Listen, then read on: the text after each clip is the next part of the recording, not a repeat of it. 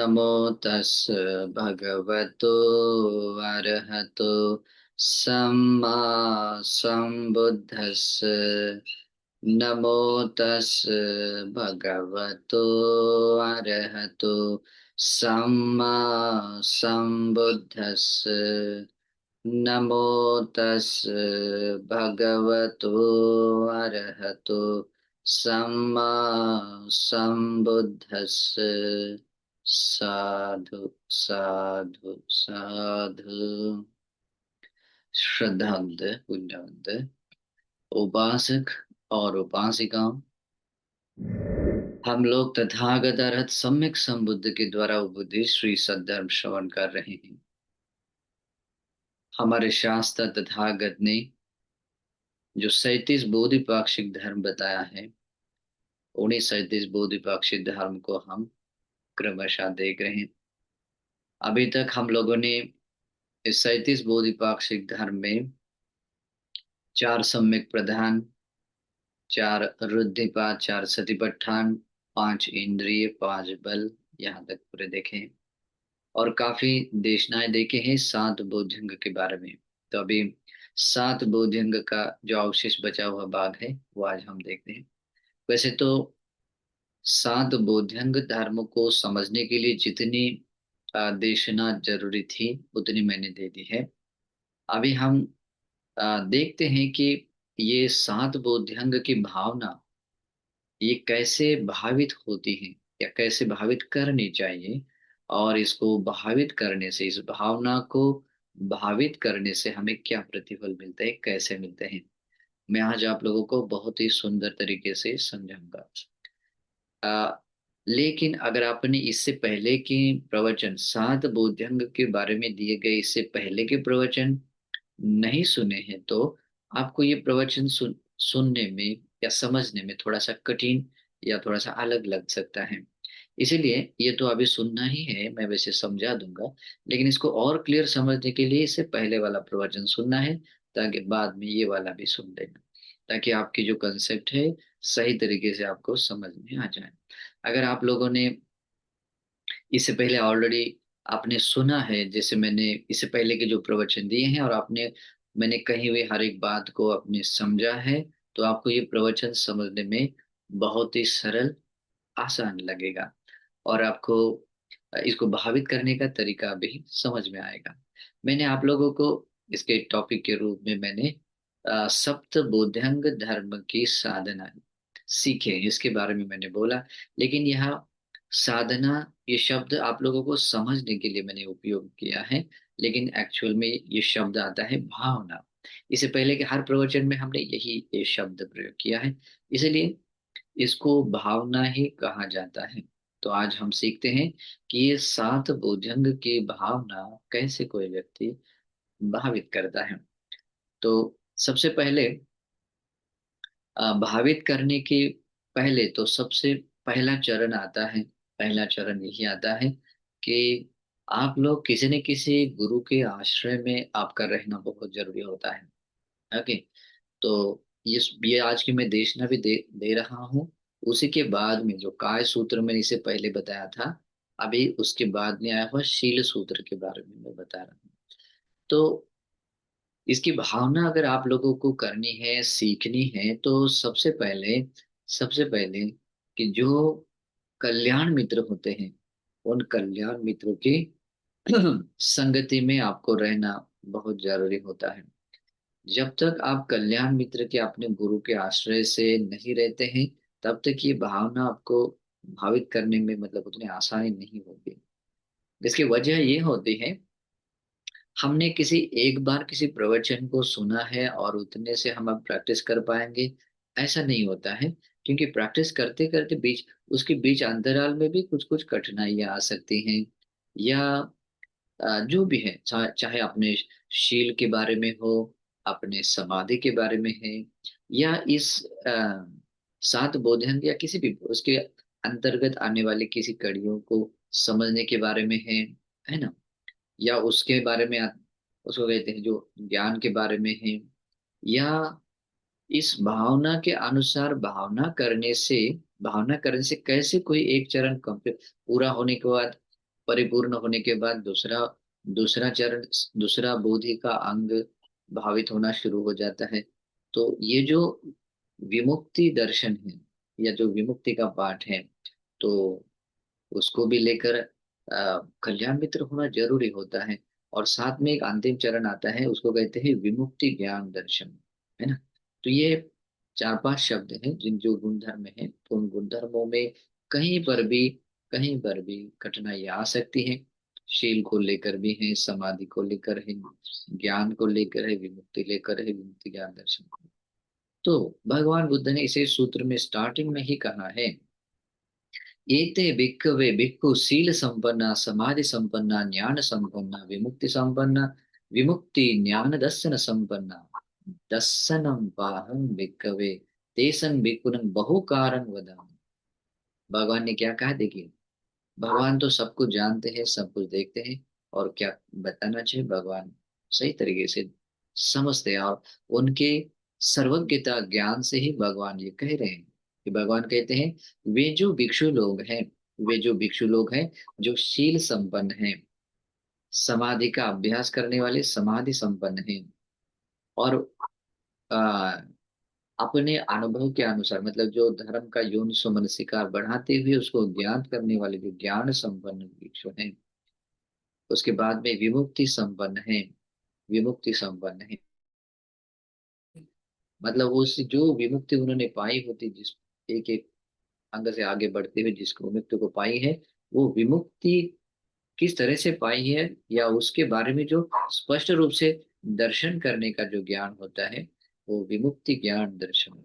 तो ऐसे चारण गुण संपन्न जो भिक्षु लोग होते हैं, भगवान क्या कहते हैं, ऐसे भिक्षु को दस्सनम पाहम भिक्खवे तेसन भिक्खुन बहुकारम। मतलब अगर ऐसे भिक्षुओं के हम टाइम टू टाइम हम देखने के लिए जाते हैं, दर्शन के लिए जाते हैं। दर्शन के लिए जाना मतलब क्या होता है, खाली आंखों से देख लिया, हाँ मेरा जीवन धन्य हो वापस आए, ऐसा। वो तो एक अपनी श्रद्धा, वो तो अपना अपना छोटा पुण्य होता ही है। दर्शन के लिए जाने का अर्थ होता है कि जब दर्शन के लिए जाते हैं तो ऐसा भिक्खु है, तो वे भिक्खु उनको जरूर उस तरीके के उपदेश उनको देते हैं, प्रवचन देते हैं। फिर चाहे वो प्रतीत्य समुत्पाद के बारे में हो, चार आर्य सत्य के बारे में हो, या धातुओं के बारे में हो, पंचोपादान स्कंद के बारे में हो, या छह आयतनों के बारे में हो, या किसी भी तरह के जो निर्वाणिक जो धर्म है, उन निर्वाणिक धर्म को लेकर वे भिक्षु लोग अ, उपदेश करते हैं। इस कारण से उन्हीं के पास में ही निर्वाण का भी धर्म मिलता है। इस कारण से उनके दर्शन हेतु जाना, भगवान कहते हैं, बहुकार, बहुत उपकार करना, बहुत बड़ी हेल्प मिलेगी आपको, मतलब धर्म के रास्ते चलना है तो। लेकिन ये गुणधर्म उनके पास होना बहुत जरूरी है। किसी भी कारण से, मतलब कभी कभी क्या होता है, एक ऊंचे जाति में पैदा होने के कारण, कुछ घमंड के कारण कुछ लोग ऐसे सत्पुरुषों के दर्शन करना नहीं चाहता है। कि भगवान के समय में भी ऐसे लोग होते हैं, वो मतलब थे, क्योंकि ऐसे स्वाभाविक कर्म को विपाक स्वरूप भी ऐसा कुछ कुछ होता है कभी कभी। भगवान पास में है, किसी ने समझाने के बाद, बताने के बाद में भी मन नहीं होता है। लेकिन जिस व्यक्ति के पास में श्रद्धा होती है, और श्रद्धा का पुण्य जिस व्यक्ति के पास में है, वो पुण्य, जब बुद्ध शब्द सुनाई दे रहा है, या भगवान का श्रावक संग सुपटिपन्न, या जो भी शील संपन्न जो ये व्यक्ति है, ये शब्द सुनते ही उसके मन में क्या आता है, ओ मुझे उनके ऐसे सत्पुरुषों के दर्शन करना चाहिए, उनको मिलना चाहिए। दर्शन कामो शीलवतो। तो इस प्रकार की वो कामना उसके अंदर से आती है, और इस तरह की कामना अंदर आती है तो समझ लेना उस व्यक्ति का पुण्य है। और जब ये कामना जाग रही है, शीलवानों की यानी भगवान बुद्ध या भगवान के श्रावकों की दर्शन की कामना हो रही है, तो समझ लेना आप लोगों का पुण्य है। आप धर्म में आगे बढ़ सकते हैं, लेकिन दूसरा चरण है, आप दर्शन खाली खोखला वाला दर्शन आंखों से देख लिया और वापस आए, ऐसा नहीं होता है ना। वो जब देखेंगे तो आपको आपको उस उन सत्पुरुषों सत्पुरुषों ने जिन गुणधर्मों को धारण किया है। अपने आप अंदर से आता है कि अरे जिस कारण से व्यक्ति महान बना है, शीलवान बना है, समाधिवान बना है, ज्ञान संपन्न बना है, विमुक्ति संपन्न बना है, विमुक्ति ज्ञान दर्शन संपन्न, अपने आप अंदर से आता है। और हम याचना करते हैं कि बनते हम पर अनुकंपा करते हुए ऐसे कुछ देश ना करें, जैसे हमारा मंगल हो, है ना। तो अपने आप ये कामना जाग रही, इसका मतलब क्या है? हम उनको याचना कर रहे हैं। और याचना अगर करने की योग्यता आपके पास में है, तो समझ लेना आपके पास दूसरा पुण्य है। और ये श्रद्धावान होने का दूसरा पुण्य चरण आता है, क्या कहता है पता है? उसको कहते हैं ओ सद्धम्मं सोतुम इच्छति।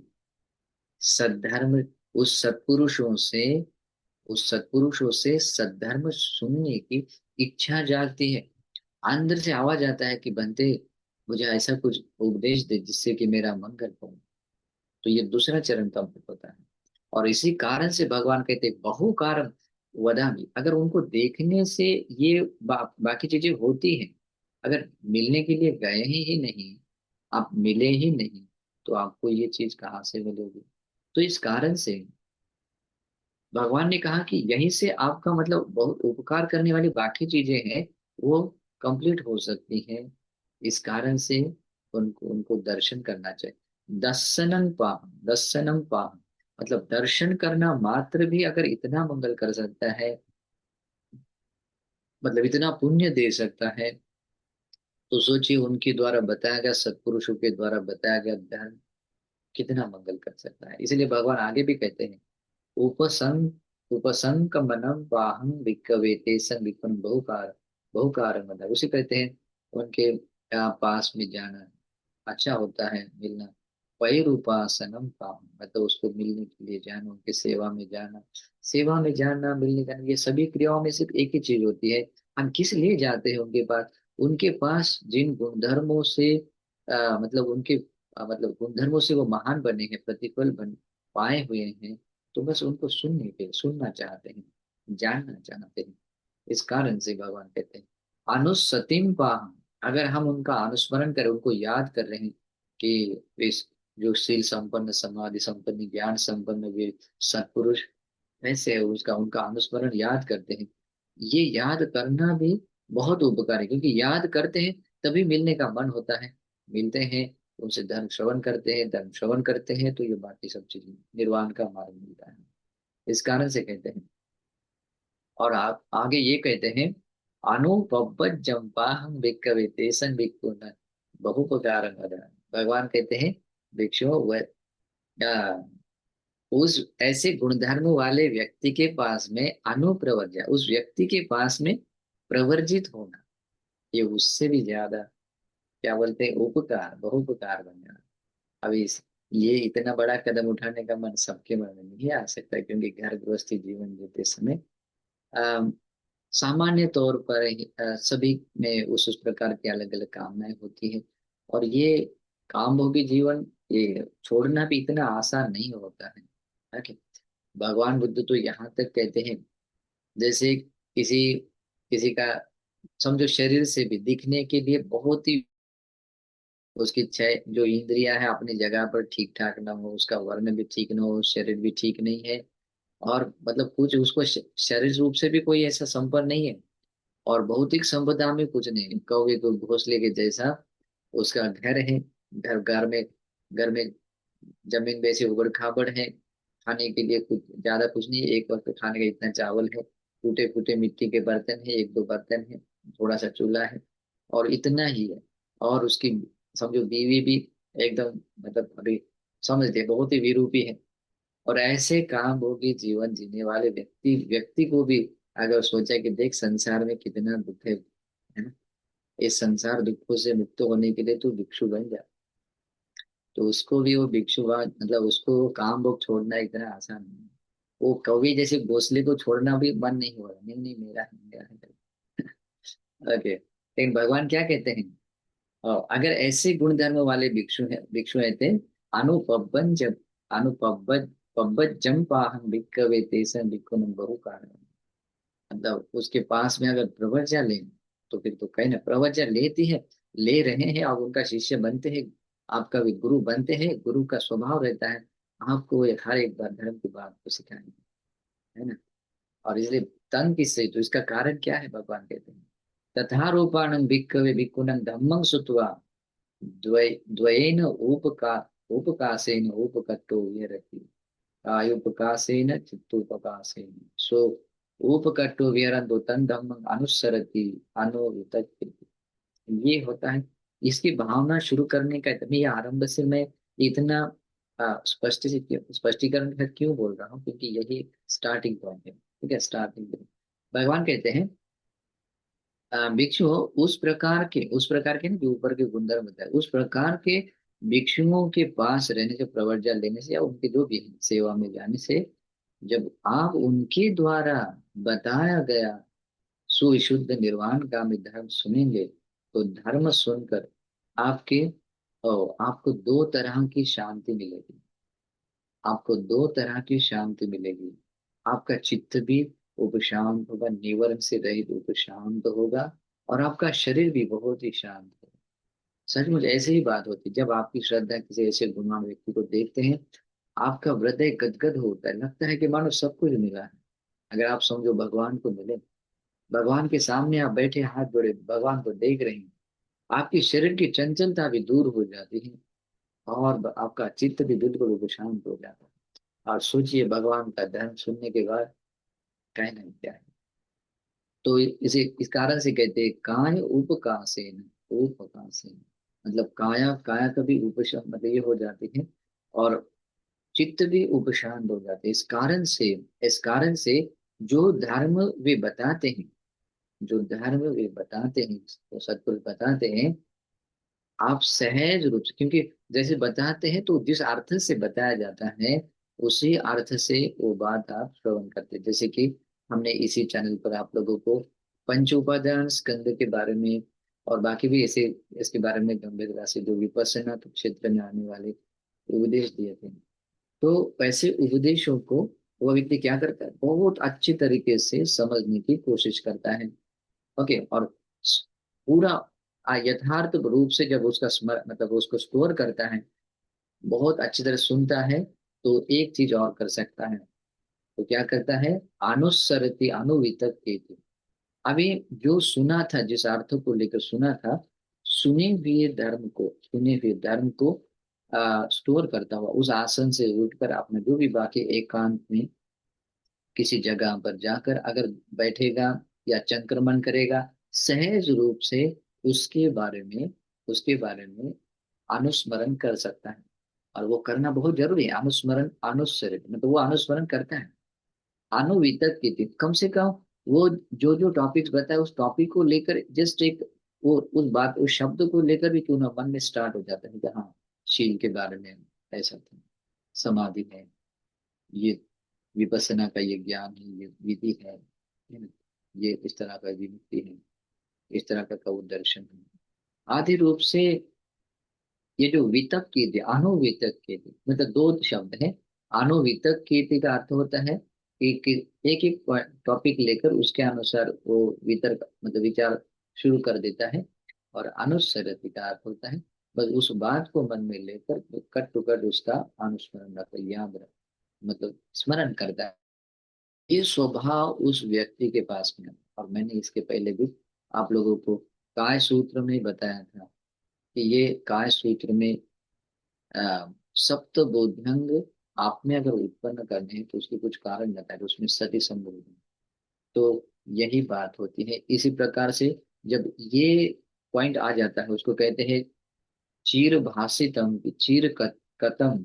जैसे कि मैंने जैसे कि ये 37 बोधिपाक्षिक धर्म बहुत दिनों के बाद मतलब दिनों से मैं सिखा रहा हूँ, उन सिखाए हुए हर एक बात का भी अगर आप उसका स्मरण रखने वाले हैं, उसको अभी भी याद कर पा रहे हैं, तो समझ लेना आपके पास में वो स्मृति है। ओके, तो और इसको मतलब एक बार से नहीं, तो उसको अच्छे तरह से पॉलिश करते हुए क्लियरली उसका अनुस्मरण करने वाला बनना चाहिए। तो भगवान कहते हैं यस्मिन समये भिक्खवे भिक्खु तथा उपकट्ठो विहरन्तु। उपकट्ठो का अर्थ होता है सो तथा उपकट्ठो विहर मतलब वो काय उपका से मतलब जैसे कि शरीर और चित्त को मतलब उपशांत, एक शांत बनाने, शांत तो बना देता है, लेकिन उपकट्ठ का एक अर्थ होता है कि जैसे एकांत भाव, उसका दूसरे अर्थ में कहते हैं तो एकांत, मतलब चित्त भी एकांत और शरीर भी एकांत भाव को पा देते हैं।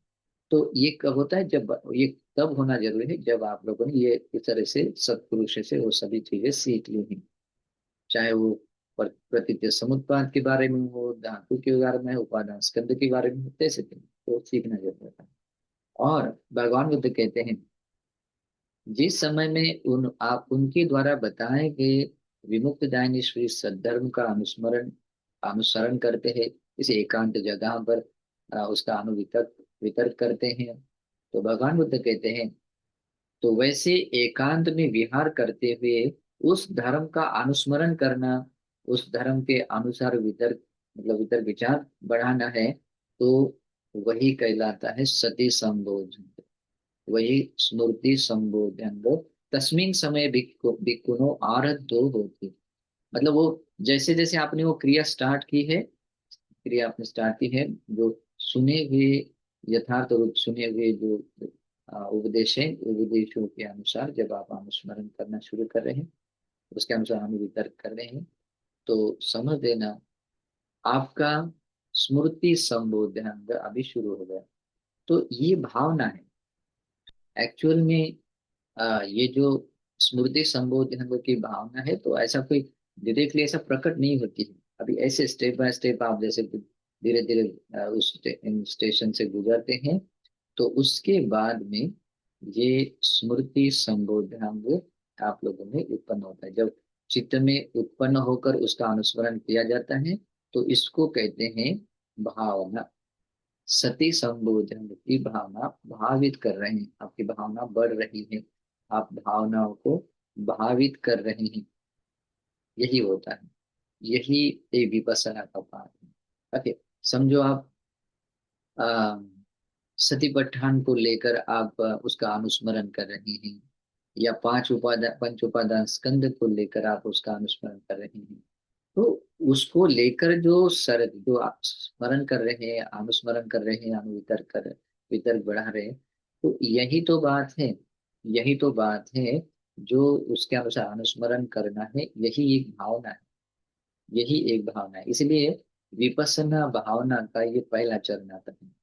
ओके, पहला चरण आता है, तो अनुसरति, उसको दूसरी भाषा में कहे तो विपස්සना ज्ञान की भाषा में कहे तो उसको कहते हैं संवर्षण ज्ञान। ओके, संवर्षण की डेप्थ और कोई ज्यादा है, लेकिन ये अनुस्मरण करना है, ये उससे पहले वाला चरण होता है। तो अनुस्मरण करते हुए सती संबोधन क्या होता है, आरब्ध, मतलब वो भावना अपने में बढ़ने, भावना अपने में बढ़ने में ऐसे वृद्धिगत होने में शुरुआत होगी, आरब्ध होती है, मतलब वो आरंभ हुई है, सती संबोधन आरंभ हो, आरब्ध होती है। साथ में कहते हैं, सती संबोधन तस्मिन समय भिक्खु भावे भी, उस समय में सती संबोधन की भावना भावित हो रही है, भावना भावित हो रही है, भावना को बढ़ा रहे हैं आप। ओके, और इस प्रकार से सती संबोधन को बढ़ाते बढ़ाते सती संबोधन तस्मिन समय भिक्खुनो भावना पारिपूर्ण गच्छति। अभी एक और पॉइंट है, इस सती संभोग जंग की भावनाओं को जैसे जैसे बढ़ाते, जैसे कि मैंने कहा, आप पंच उपादान स्कंद के बारे में या समझो प्रतीत समुत्पाद के बारे में अनुस्मरण को बढ़ा रहे, और जैसे कि आपको अपने भीतर जगाए हुए इस वितर्क को, योनिसो मनसिकार को जगाकर जब उसका अनुस्मरण कर रहे हैं, तो अनुस्मरण करने से जो आपके मन में जो विद्या उत्पन्न हुई, विद्या क्या, जो पहले आपको समझ में नहीं आ रहा था कि वो एक्चुअल में है क्या, अभी समझ में आ रहा है क्या? ये बात ऐसी है, जैसे कि रूप क्या है पता नहीं था, ये रूप है, ये रूप है, ये रूप का समुदय है, ये रूप का समुदय है, और ये रूप का अथंग निरोध है, ये समुदय है, ये व्यय है, ये निरोध है। जब आपको इस प्रकार का ज्ञान हो रहा है, तो ये क्या है, प्रज्ञा है, पन्या उदपाद, पन्या उदपाद मतलब क्या है, तो आपके इस अनुस्मृति में जब ये प्रज्ञा का बोध हो रहा है, मतलब प्रज्ञा रियलाइज हो रही, मतलब रियलाइजेशन हो रहा है, साक्षात्कार हो रहा है, उसको बोलते हैं। जैसे कि आलोक, जैसे कि पूरा अंधकार था जो पहले पता नहीं था, अभी किसी ने बस प्रकाश दिया जलाया, क्लियरली दिख रहा है कि ये जगह पर ये है, ये सब कुछ ये ऐसा है। तो ये आलोक उत्पन्न होने जैसा, जब सती संबोधन के अनुसार बढ़ाते बढ़ाते भावना बढ़ाते ये प्रज्ञा का स्पर्श हो गया, तो समझ लेना सती संबोधन की भावना परिपूर्ण हुई। यहाँ तक मतलब प्रज्ञा उत्पन्न होने तक का जो चरण था, वहां तक वो भावित हो रही है। और जहां तक ये सती संबोधन की आपको प्रज्ञा को स्पर्श कर रही है, स्पर्श कर रही, तो ये हो गया सती संबोधन की भावना परिपूर्ण हो गई। इसलिए कहते हैं भावनाएं पारिपूर्या। यहाँ हमने जो काय सूत्र में देखा था, स्मृति स्थानीय धर्मों में जो बहुलता से जो योनिसो मनसिकार करता है, तो ये उसका आहार है, जो अनुत्पन्न स्मृति संबोधन को उत्पन्न करने के लिए और उत्पन्न हुए स्मृति संबोधन की भावना परिपूर्ण करने के लिए। तो इस तरीके से ये योनिसो मनसिकार को बढ़ा रहे, तो ये बढ़ा रहे, तो ये क्या है, भावेति, ये उसकी भावना हो रही है।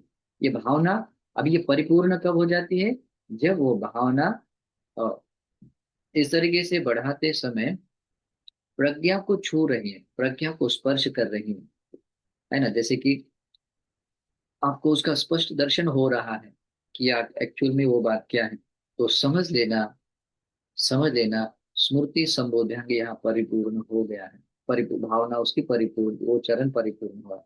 और मैंने ये भी कहा था हर एक अंग दूसरे अंग से जुड़ा हुआ होता है। तो इसी कारण से भगवान कहते हैं, जब उसकी सती संबोधन की उस समय में, उस समय जब सती संबोधन की भावना परिपूर्ण हो जाती है, सो तथा सतो विहरंतो, भावना परिपूर्ण हो जाए तो उसी स्मृति के साथ में वो विहार करता हुआ तंग धम्मंग पन्याय पविचनति।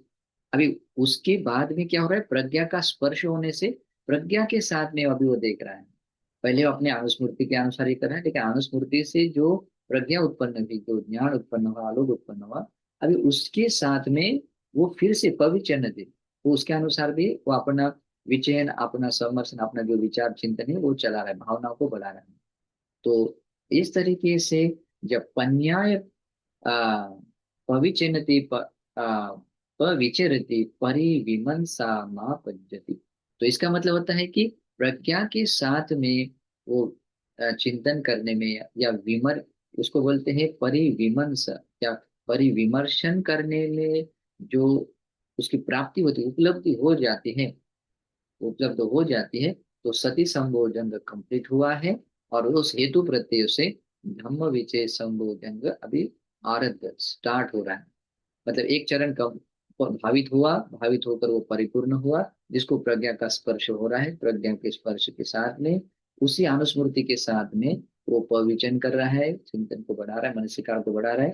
प्रज्ञा साथ में जुड़ी होने के कारण वो भावना दूसरी आरंभ हो रही, कौन सा, धम्म विचय आरंभ हो रहा है। तो इसमें इस कारण से कहते हैं यस्मिन् समये समये भिक्खवे भिक्खु तथा सतो विहरन्तो तन धम्मं पन्याय पविचिनति पविचरति परिविमंसामापद्यते धम्म विचय संभोजंगो तस्मिन् समय भिक्खुनो आरब्धवति। यही बात मैं आपको समझा रहा हूँ कि जिस समय में वो प्रज्ञा का स्पर्श हो रहा है, प्रज्ञा को वहां स्पर्श हो रहा है, और उसी स्मृति के साथ, स्मृति नहीं छूट रही है, उसी स्मृति के साथ में, उसी स्मृति के साथ में विहार करते हुए प्रज्ञा के साथ में उसी धर्म को लेकर जब अपना विवेचन चल रहा है, चिंतन चल रहा है और सम्मर्शन चल रहा है, योनिसो मनसिकार को बढ़ रहा है, तो उस समय में धम्म विचय संबोधन आरंभ हो गया। उसकी भावना क्या हो गई, भावित होना, भावित होना मतलब उसकी भावनाओं को बढ़ना क्या हो रहा है, शुरू हो गया, आरब्ध होती, आरंभ हो गया। अभी इस तरीके से इसमें सूक्ष्मता बहुत है, उसमें सूक्ष्मता बहुत होती है। और उस सूक्ष्मता के साथ में जब हम उसकी भावनाओं को बढ़ा रहे हैं, तो उसकी भावनाओं को बढ़ाते बढ़ाते भगवान क्या कहते हैं, देखिए, धम्म विचय संभो जंगम तस्मिन समय विपिनो भावेति, मतलब जो बढ़ा रहे तो वही भावना है, धम्म विचय संबोधन की भावना वही है प्रज्ञा के साथ में कोई धर्म को लेकर जो प्रवचन करना, जो उनसे मनोविकार को बढ़ाना, है ना। उसको बोलते हैं परिविमर्श। परिविमर्श परिविमर्श क्या, जो जो पूर्ण रूप से परफेक्टली जो प्रज्ञा के साथ में उसका विमर्शन करना है, चिंतन को बढ़ाना है। ओके। यहाँ एक परफेक्टली क्यों कहा, क्योंकि कुछ कुछ लोग है ना छोटा सा कुछ पढ़ लेते हैं और वो कर लेते हैं, वैसे काम नहीं चलता है। परफेक्ट होना जरूरी है। तो इस तरह धम्म विचय संबोधन की भावना बढ़ रही, मतलब उसे बढ़ा रहे, उसको चला रहे, तो वो भावना भावित हो रही है। ये होती है विपස්සना भावना का चरण है। ताकि लोगों को पता ही नहीं चलता कि विपස්සना क्या होती है, कैसे बढ़ती है। ताकि खाली बैठे हैं आंखें को, सांस को देख रहे, वेदना देख रहे, उसको लगता है। लेकिन ये विपස්සना भावना। तो इस तरीके से भावना को बढ़ाते हैं तो धम्म विचय शंभो जंगो तस्मिन समय विकुनो भावना पार पूरी गच्छति। लेकिन ये धम्म विचय शंभो जंग को बढ़ाते बढ़ाते समय, और एक बात है, इस धम्म विचय शंभो जंग की भावना बढ़ाते बढ़ाते ये परिपूर्ण कब होती है पता है? वो परिपूर्ण हो जाती है, लेकिन परिपूर्ण होने से पहले, मतलब परिपूर्ण होते होते एक चरण और कंप्लीट होता है, बहुत ही अद्भुत अनुभव होता है, वो चरण आना जरूरी है। इस प्रज्ञा के साथ में प्रवचन करते करते, जैसे कि हम अगर सत्य को यथार्थ रूप से देख रहे हैं, सत्य को यथार्थ रूप से समझ रहे हैं, तो सामान्य रूप से कोई अनुत्पन्न अकुशल है तो वो उत्पन्न होगा ही नहीं। अगर उत्पन्न है, हुआ है कोई छोटा सा भी कोई उपक्लेश या अकुशल है, वो वहां पर वो अनुस्मरण होने तो उस समय में कहीं होता ही नहीं, लेकिन कहीं होता है तो वो क्या होता है, वो प्रहार हो जाता है। अनुत्पन्न कुशल होता है तो वो अनुत्पन्न कुशल भी आप में उत्पन्न होता है, और उत्पन्न हुआ कुशल है तो वो बढ़ता है, उस स्थिति बनी रहती है, भावित होता है। तो ये हो रहा है, इसका मतलब क्या हो रहा है, आपके प्रज्ञा के साथ में प्रवेशन अनुवितप्यति अनुसरति का अनुस, ये चरण जो योनिसो मनसिकार को बढ़ा बढ़ा रहे, भावित कर उसकी भावना को बढ़ा रहे।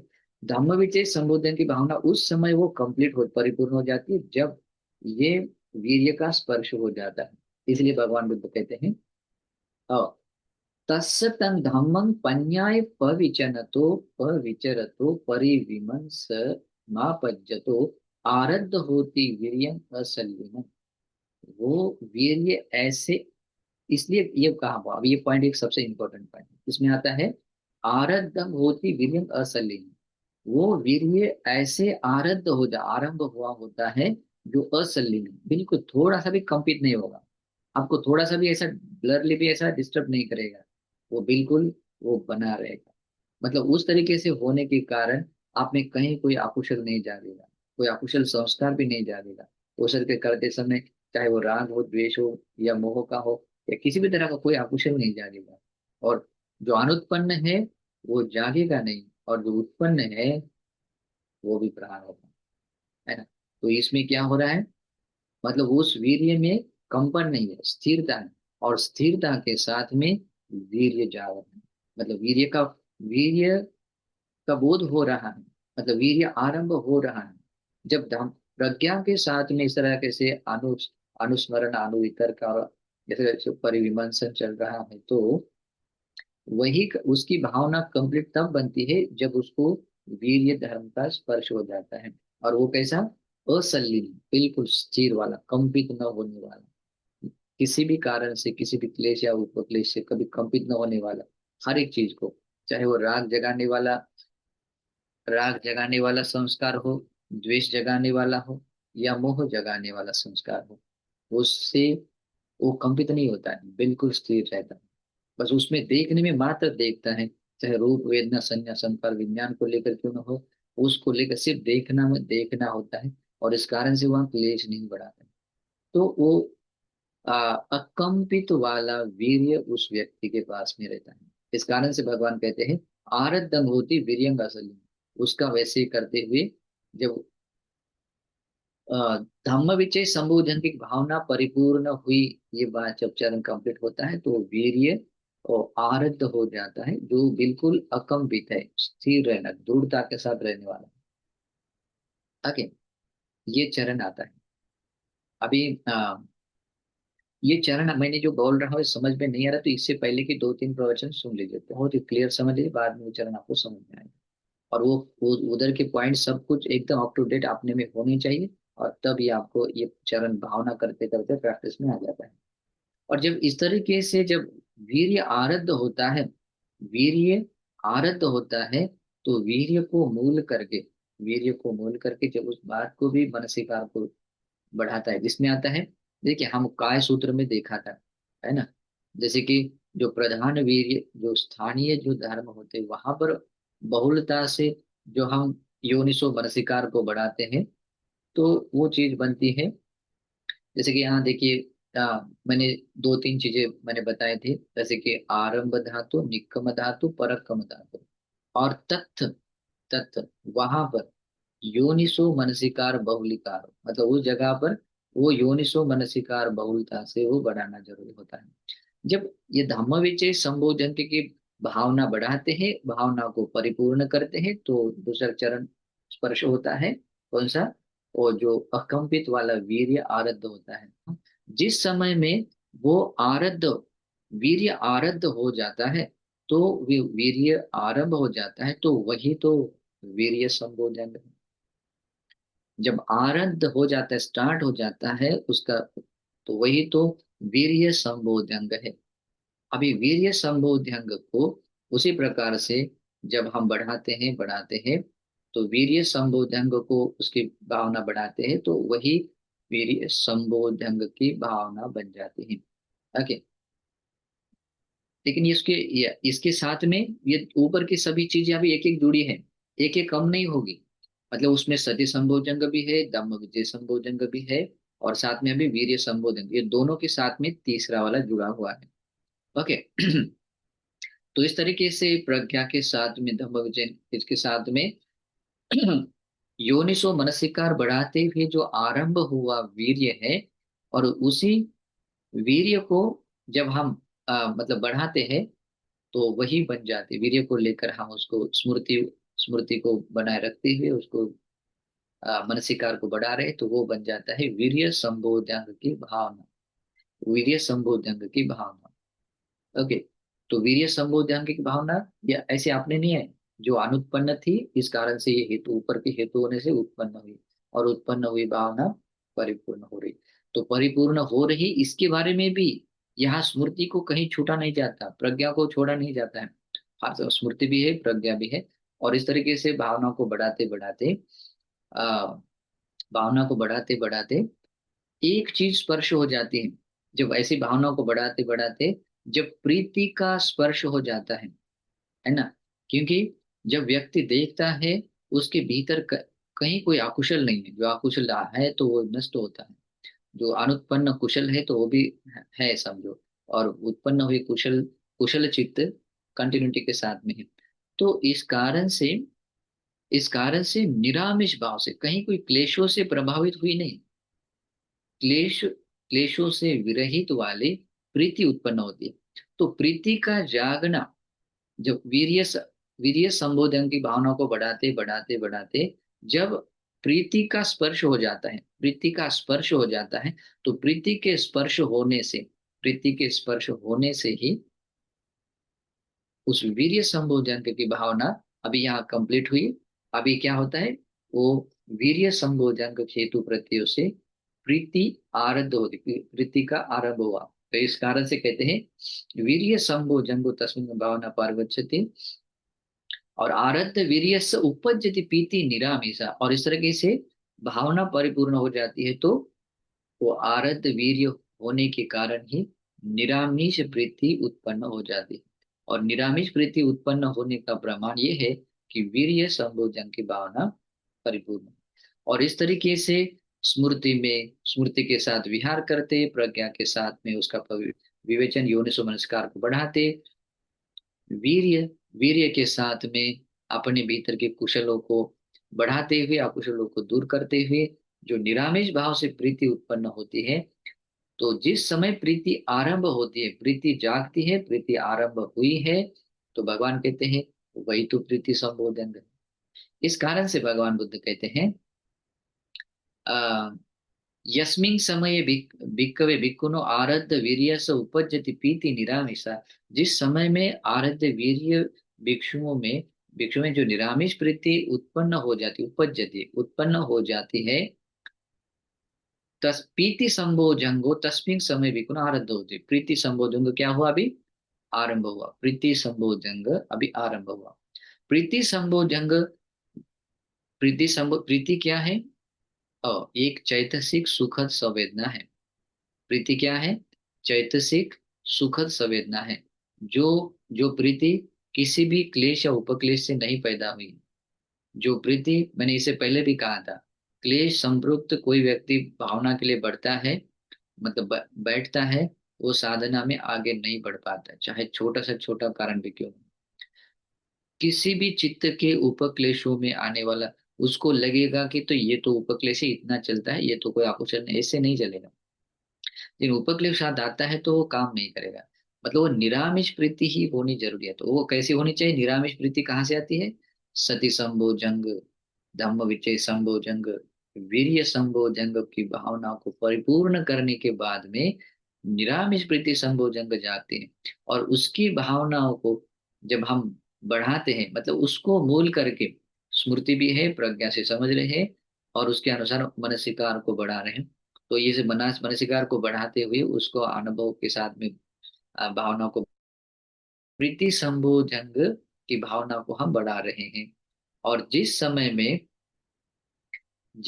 में अ, जैसे कि प्रीति संबोधन की भावना को बढ़ाते बढ़ाते एक स्टेशन आता है। एक स्टेशन ऐसा आता है कि ये प्रीति आते समय शरीर बिल्कुल एकदम शांत हो जाता है। ऐसे शांत होता है कि आपको, मतलब इतना प्रशब्द, जैसे कोई एक ऐसी अचेतन चीज जैसे कोई इसमें रख दी हो, जैसे कि उसको बिल्कुल कोई भाव नहीं, तो ऐसा शरीर एकदम शांत। और उसके साथ में चित्त में भी कहीं आपको डिस्टर्ब करने वाली बात नहीं, चित्त भी शांत। अभी प्रीति संबोधन की भावना बढ़ाते बढ़ाते जब ये स्टेशन आ रहा है, ये काया प्रशब्दी और चित्त प्रशब्दी का स्टेशन आपको आ रहा है, तो समझ लेना प्रीति संबोधन की भावना परिपूर्ण हुई है। प्रीति समुद्र भावना परिपूर्ण हुई, और अभी क्या जाग रहा है? तो ये दो चरण आपको छू रहे हैं। मतलब प्रीति संबोधन के हेतु प्रत्ययों से ओ काया की प्रशब्दी और चित्त की प्रशब्दी आपको अनुभव आ रही है। तो इसका मतलब होता है कि प्रीति संबोधन की भावना परिपूर्ण हो गई है। और भगवान आगे कहते हैं, यस्मिन् समये भिक्खवे भिक्खुनो पीति मनस्स कायोपि पसंबति चित्तम भी पसंबति पश्यति संभोजंगो तस्मिन् समय आरब्ध होती। यही तो दूसरा चरण है। जिस समय में आप प्रीति, निरामिष प्रीति के साथ में आपकी काया की प्रशब्दी और चित्त की प्रशब्दी मतलब आप अनुभव करते हैं, या उसको उस स्टेशन तक आप पहुंचते हैं, तो वही तो है प्रशब्दी संबोधन। ये होता है चरण। ये खाली बोलने से काम नहीं चलता, तो ऐसे चरण से स्टेप बाय स्टेप आने से होता है। तो ये होता है प्रशब्दी संबोध्यंग। और प्रशब्दी संबोध्यंग, प्रशब्दी का संबोध्यंग का स्वभाव क्या है?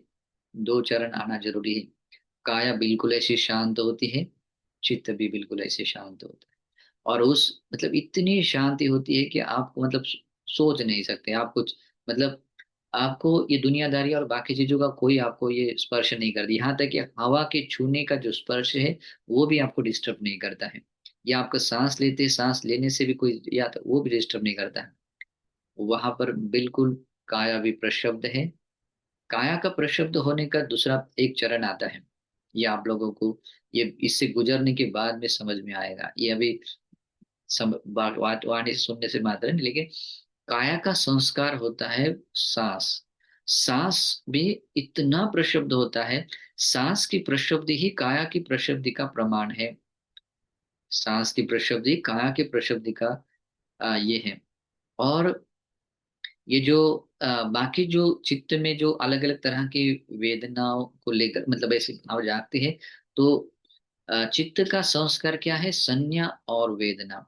तो कोई ऐसी संज्ञा से भी कोई चित्त, मतलब चित्त की शांति आपकी भंग नहीं होती है, किसी वेदना से आपकी चित्त की शांति भंग नहीं हो रही है। बस इस तरीके से वो अभी चल रही है। तो वो शरीर की प्रशब्दि और चित्त की प्रशब्दि के साथ में अभी इस भावना को आप जब बढ़ा रहे हैं, तो भगवान बुद्ध कहते हैं, तो पश्यति संभोजंगम तस्मिन समय भिक्खु भावेति। मतलब जो आरंभ हुई और उसको लेकर जो स्मृति के साथ में मनसिकार को बढ़ा उसको अनुभव, तो ये प्रशब्दी संभोग जंग की भावना चल रही है। और इस प्रशब्दी संभोग जंग की भावना भावित हो रही है, सही तरीके से विपස්සना भावना हो रही है। और वो भावना तब परिपूर्ण हो जाती है जब आपको कंप्लीटली इस शरीर को सुख अनुभव हो। मतलब शरीर में, इस शरीर के सिर से लेकर पैरों के तलवे तक आपके शरीर में कहीं कोई भारीपन नहीं आता। लेकिन ये ऊपर के स्टेप से आया हुआ होना चाहिए। खाली आपने बैठा और मुझे कुछ समझ में नहीं आ रहा, सुखी या दुखी है, ऐसा वाला नहीं। मतलब ऊपर के बोध्यंग धर्मों की भावनाओं को परिपूर्ण करते करते करते प्रीति संबोध्यंग के हेतु प्रत्ययों से उत्पन्न प्रशब्दि है। और प्रशब्दि संबोध्यंग की भावनाओं को भावित करते हुए जो सुख अनुभव किया जाता है, मतलब सुख अनुभव शरीर में कहीं कोई दुखद भाव का नहीं था, मात्र सुखद संवेदना, सुखद भाव रहता है। और जो सुख अनुभव किया जाता है, तो समझ लेना है कि उस समय प्रशब्दि संबोध्यंग की भावना परिपूर्ण हो चुकी है। और वो सुख अनुभव कर रहे हैं, मतलब क्या, मात इतना चित्त समाहित है कि उस सुखद संवेदनाओं को अपना चित्त बिल्कुल उसमें डूबा है और हम उसको पूरा अनुभव कर रहे हैं कि वो सुख संवेदनाओं का अनुभव कर, मतलब क्या होता है कि चित्त समाहित है, एकाग्र है उस सुख संवेदनाओं को अनुभव करने में। तो इस कारण से वो भी एक ध्यान का पार्ट बन जाता है। ओके, प्रशब्दी का एक पार्ट बन जाता है। तो जहां ये पार्ट अनुभव आता है, अंग अनुभव आता है, समझ लेना उस समय प्रशब्दी संबोध्यांग परिपूर्ण हो गई है। और भगवान यही कहते हैं, पश्चद काय सु सुखिनो चित्तं समाधीयते। और इस तरीके से जब उसको अनुभव ये कर रहे हैं, तो चित्त की जो समाधि एकाग्रता है, प्रशब्द काया है, सुख अनुभव कर रहे हैं, इस कारण से चित्त बिल्कुल समाहित है, समाधिस्थ है, एकाग्र है। और जब एकाग्रता जब छू लेती है, तो ऊपर का बोधांग धर्म की भावना पूरी हो गई, दूसरा बोधांग धर्म स्टार्ट हो गया, आरब्ध हो गया है। इस कारण से कहते हैं भगवान बुद्ध, क्या कहते हैं, यस्मिन् समये भिक्खवे भिक्खुनो पश्चद् काय स सुखिनो चित्तं समाधियति समाधि संभोजंगो तस्मिन् समय भिक्खुनो आरब्ध होती। यही तो समाधि संभोजंग है, जो आरब्ध हो चुका है, आरंभ हो चुका है। जिस समय में ये इस तरह के प्रशब्द बने हुए काया और चित्त से जो सुख अनुभव किया जाता है, तो सुख के साथ में जो चित्त की एकाग्रता आती है, सुखिनो चित्तन समाधि, तो सुख के साथ में जो चित्त की एकाग्रता आती है, समाधि मिलती है, वही तो उसी समय से समाधि संभोजंग की भावना आरंभ होती है। और उस समाधि संभोजंग को मूल करके जहाँ यो वो स्मृति, वो प्रज्ञा के साथ में उस मनसिकार को बढ़ा रहे हैं, तो वो क्या बन जाते हैं, और समाधि संभोजंग की भावनाओं को हम भावित कर रहे, वो भावना भावना बन रही। लेकिन ये समाधि संभोजंग को ऐसे बढ़ाते बढ़ाते समय, अभी उसमें सभी चीजें हैं, एक भी मिस नहीं है। उसमें स्मृति संबोधन भी है, धम्म विचय संबोधन भी है, वीर्य संबोधन भी है, प्रीति संबोधन भी है, प्रशब्दि संबोधन भी है। और प्रशब्दि संबोधन से जो सुख अनुभव करते हुए जो हम उसको भावनाओं को बढ़ा रहे, समाधि को, एकाग्रता को बढ़ा रहे हैं, वो समाधि संबोधन बढ़ा रहे हैं। तो इस तरीके से बढ़ाते समय उस समय में राइट टाइम होता है, वो उस समय राइट टाइम होता है, यथाभूत ज्ञान। इसीलिए कहते हैं, और ध्यान के बिना प्रज्ञा उत्पन्न नहीं होती, समाधि के बिना प्रज्ञा उत्पन्न नहीं होती। ओके, तो नत्थि पन्या अजहाय, तो ये जो ध्यान के बिना प्रज्ञा उत्पन्न, वहां पर यथाभूत ज्ञान दर्शन, चाहे वो आ, पटी समुत्पाद को लेकर के लोग पंचोपादान स्कंदों को लेकर है, उसको लेकर जब यथावत ज्ञान दर्शन होता है, तो वहां पर अपने प्रज्ञा से उसको योनिसो मनसिकार को बढ़ाते बढ़ाते जब सत्य दर्शन होता है कि ये रूप है, तो उस बात को लेकर वहां पर जस्ट मात्र प्रज्ञा से देखना होता है। वहां चित्त भोक्ता भाव नहीं रखता है, वह अपने प्रज्ञा से मात्र उसको देखता है। और देखने से क्या होता है, वहां कहीं कोई क्लेश उत्पन्न होने नहीं देता, निब्बिदा, निर्वेद भाव जागता है। निब्बिदा ने चित्त बिल्कुल उसे अलग हो जाता है और वहां सिर्फ वो भाव, मतलब देखना में मात्र देखना होता है।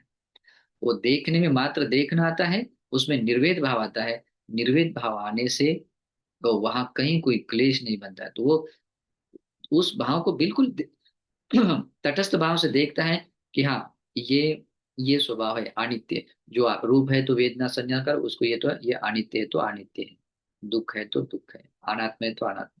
तो ये बोध के साथ में जब चित्त स्थिर होता है, जब कहीं कोई चित्त किसी क्लेश की ओर बढ़ता नहीं है, वह निर्वेद भाव, वह चंद राग या द्वेष का संस्कार नहीं बनता है, तो इसका मतलब होता है उस समय में वो मध्यस्थ भाव में, उस मध्यस्थ भाव को कहते हैं उपेक्षा।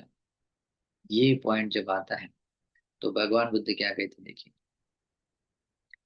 तो जिस समय में इस प्रकार के समाधि संभोजन की भावना को बढ़ाता है, तो उसी समाधि एकाग्रता के साथ में चित्त की भावनाओं को बढ़ाता हुआ साधुकं अज्जुपेक्षिता होती तथा समाहितन चित्तन, उस समाहित चित्त, समाधि चित्त को बढ़ाते हुए वो बहुत अच्छी तरीके से वो अपने उपेक्षा भाव को, मध्यस्थ भाव को, अज्जुपेक्षिता होती, मतलब वहां पर उपेक्षा भाव को वहां प्राप्त होते हैं, मतलब वहां वो बोध कर लेता है। और जिस उपेक्षा भाव को वहां उपस्थित करता है, इसका मतलब होता है समाधि संबोधन की भावना परिपूर्ण हुई, उपेक्षा संबोधन आरब्ध हुआ। जब अज्जुपेक्ष, तो मतलब जब, मतलब उपेक्षा में जब वो प्राप्त होता है, स्टार्ट कर देता है, उसको प्राप्त होता है, तो वही तो है उपेक्षा संबोधन का आरंभ। इसलिए भगवान सामने कहते हैं, यस्मिन् समये भिक्खवे भिक्खु समाहितं चित्तं साधुकं अज्जुपेक्षिता होति उपेक्षा संभोजंगो तस्मिन् समये आरब्धो होति। उस समय में उपेक्षा संभोजंग आरंभ हो जाता है। और उपेक्षा संबोधंग जब उत्पन्न हुआ, अभी उसके अनुसार स्मृति है, प्रज्ञा है, और वीर्य, प्रीति, प्रशब्दि और समाधि के इस गुणों के साथ में जो उस मनसिकार को बढ़ाते हुए तत्थ, यहाँ हम देखिए काय सूत्र में देखा था, उपेक्षा स्थानीय धर्मों में, उपेक्षा स्थानीय धर्मों में तत्थ, वहां पर, वहीं पर बहुलता से योनिसो मनसिकार करने से अनुत्पन्न भोजन, उपेक्षा भोजन को उत्पन्न हो जाता है। तो इस उन आने के बाद में जब वो स्पर्श होता है, तो ये कंटिन्यू जो चल रहा है, ये कंटिन्यू चलता हुआ उपेक्षा संबोधन की भावना भावित हो रही है।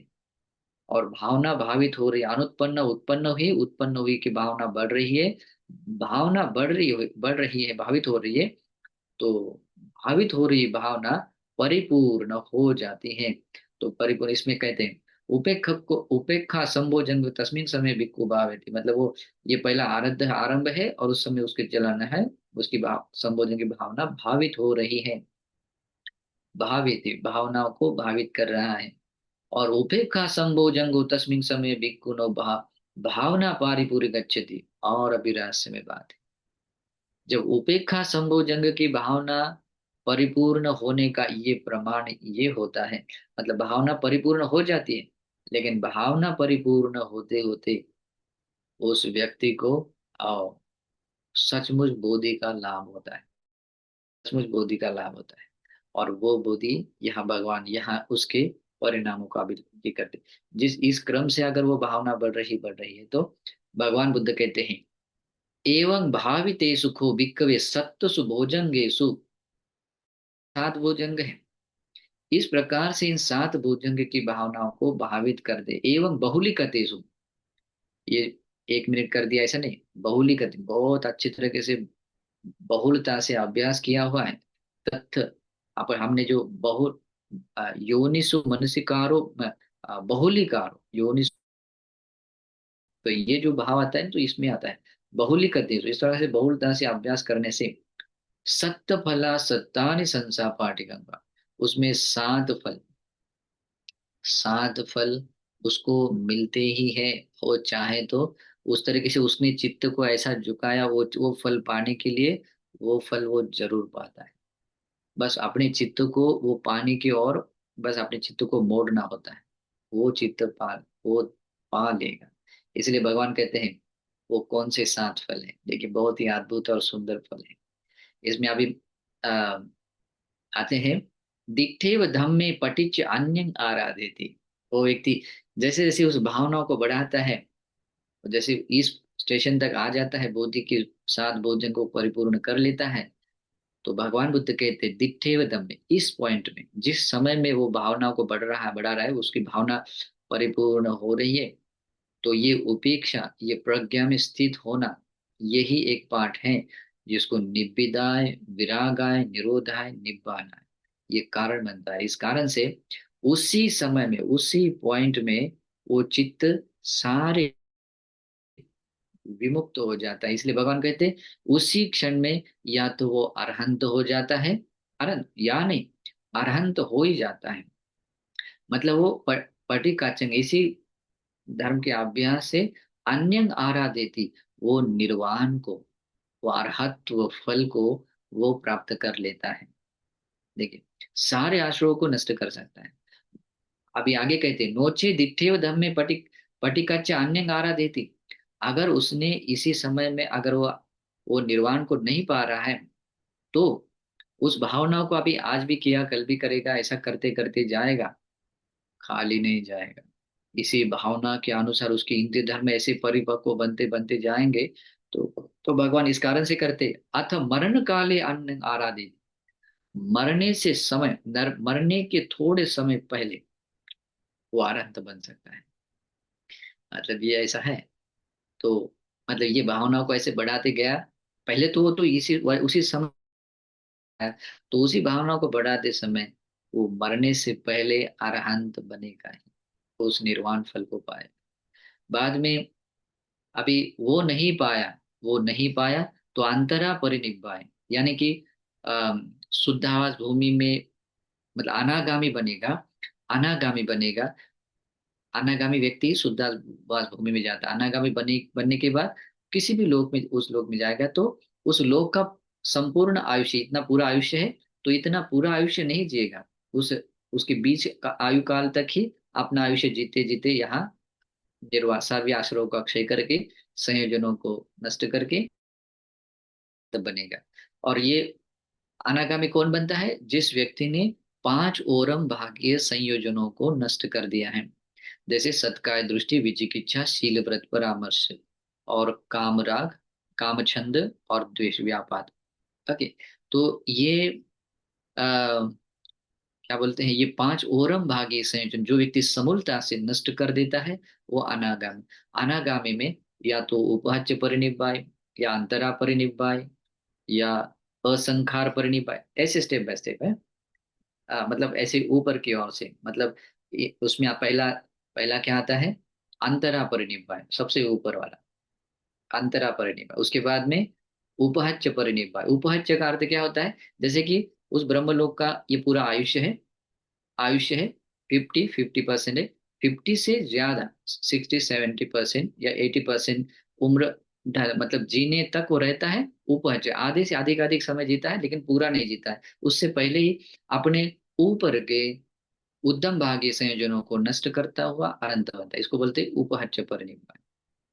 उसके बाद में मतलब ऐसे आता है, उसके बाद में आता है असंखार परिनिब्बाण, यानी कि वो किसी भी लोक में जन्म लेता है, शुद्ध भूमि में, लेकिन वहां पर क्या करता है, बिना किसी कठिनाई से, उसको कोई डिस्टर्ब करने वाली चीज ऐसा नहीं रहती, सत्काय वाला ऐसा कोई पार्ट नहीं रहता है, तो बिना किसी कठिनाई से सहज रूप से आनंद बनता है, पूरी उम्र जी का वो आनंद निर्वाण को पाते हैं। उसके बाद में आता है ससंखार परिनिब्बाण। ससंखार परिनिब्बाण का अर्थ होता है थोड़ी कठिनाई आती है, थोड़ा मैं मेरे का भाव, छोटा सा कोई अविद्या से थोड़ा सा कठिनाई मुश्किल आती, ब्लरनेस आता है। तो इस कारण देखिए वहां तक भी अविद्या थोड़ी डिस्टर्ब करती है, तो हम जैसों की बात क्या है। तो इस कारण से उसको बोलते हैं ससंखार परिनिब्बाण। ओके, थोड़ी कठिनाई के साथ में अपने उद्यम भागीय संयोजनों को नष्ट करता हुआ परिणाम पाता है, सबसे निचला वाला, उसको बोलते हैं नहीं, असंकार, ससंकार परिणाम। उसके बाद में आता है उद्दंग सोतो अकनिष्ठगामी, वो अनागामी जो पांच ओरम भाग्य संयोजन नष्ट करता, उद्दम भाग्य से। अभी ये उसका स्वभाव क्या होता है? वो सबसे निचले देवलोक में उत्पन्न होता है, जैसे कि अविहा ब्रह्मलोक है, वो यहाँ पर उत्पन्न होता है, यहाँ की पूरी उम्र जीता है, यहाँ से च्युत होकर है ना, अतप्पा देवलोक में। अतप्पा देवलोक का पूरी उम्र जीता है, फिर यहाँ से च्युत होकर सुदर्शा देवलोक में जाता है। सुदर्शा देवलोक की पूरी उम्र जीता है, यहाँ च्युत होकर सुदर्शी देवलोक में जाता है। सुदर्शी देवलोक की पूरी उम्र जीता है, वहां च्युत होता है, फिर अकनिष्ठ देवलोक में जाता है। अकनिष्ठ देवलोक का पूरी उम्र जीता है, फिर इसके अनुसार क्या करता है, अपने उद्यम भाग को नष्ट करता है और आगंत, इसको बोलते हैं उद्धंग स्वतः, उद्यन के ऊपर की ओर जाकर अखनिट लोक में जाकर परिनिर्वाण को पाने वाला। ये 7 फल है, और ऐसी ये 7 बोध्यंग धर्म की भावना है। और भगवान कहते हैं ये 7 फल मिलने ही मिलने हैं किस व्यक्ति को, जिस भिक्षु ने इस प्रकार से 7 बोध्यंग धर्म की भावना किया। और बोध्यंग की भावना जहां से शुरुआत मैंने बताई, बिल्कुल भूलना नहीं। अगर आपने इसमें समझा कि मैं इसको स्किप कर दूंगा, कर दूंगी, तो काम नहीं चलेगा आगे। रास्ता ढूंढिए और उस पहले स्टेप से लेकर इस तरीके से आइए, और इस बात को समझने के लिए बाकी देशना भी पूरी समझ लीजिए, ठीक है। तो यहाँ पर ये शील सूत्र समाप्त होता है, और यहाँ पर 7 भुजंग की भावना भी यहाँ समाप्त होती है। तो ये धर्म देशना भी आप लोगों को इसी इसी प्रकार से सुख से इस 7 भुजंग की भावना भावित करने के लिए, और इन 7 फलों में से कम एक फल या उससे छोटा कोई फल पाने के लिए निश्चित रूप से ये धर्म देशना और ये धर्म दान का पुण्य भी बने, सद्भाव से मंगल कामना करता हूँ, अनुमोदन करता हूँ। नमो बुद्धाय।